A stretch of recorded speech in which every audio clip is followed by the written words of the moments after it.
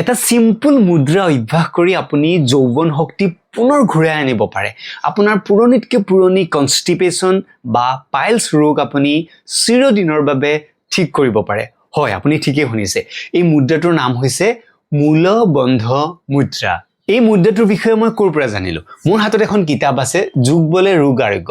ভাৰতৰ প্ৰথমখন যোগিক হস্পিটেল স্বামী শিৱানন্দ সৰস্বতীৰ দ্বাৰা এখন প্ৰতিষ্ঠা কৰা হৈছিল উমাচল যোগাশ্ৰমত কামাখ্যা পাহাৰৰ ওচৰতে আৰু তেখেতে এই কিতাপখন লিখিছিলে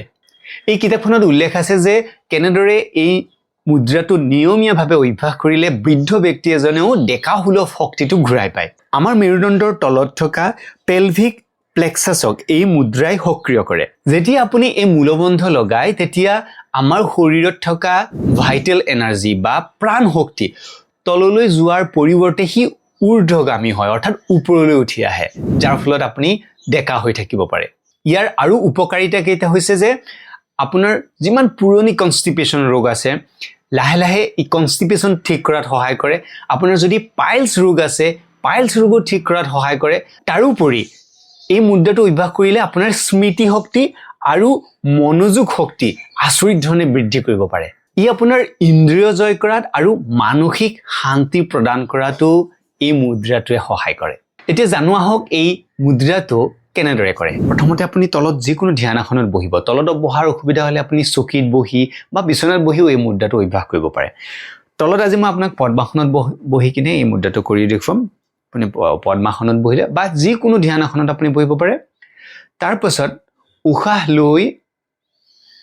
আপোনাৰ গুজ্জ দ্বাৰ ওপৰমুৱাকৈ টানিব লাগে এইটো বহুত সূক্ষ্ম হয় আপুনি বহুত জোৰ নিদিব আপোনাৰ যিমানখিনি আপুনি পাৰে উশাহ লৈ গুজ্জ দ্বাৰ ওপৰমুৱাকৈ টানিব উশাহ বন্ধ ৰাখিব 5 পৰা 10 ছেকেণ্ড সময় উশাহ এৰি দিব এনেদৰে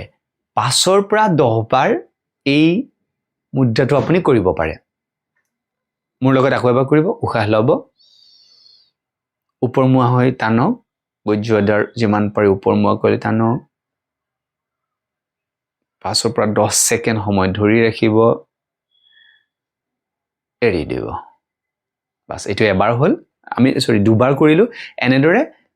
5 পৰা 10 বাৰ আৰু 5 পৰা 10 ছেকেণ্ড সময় মনত ৰাখিব এই মুদ্ৰাটো সম্পূৰ্ণ খালী পেটত কৰিব লাগে আৰু আপুনি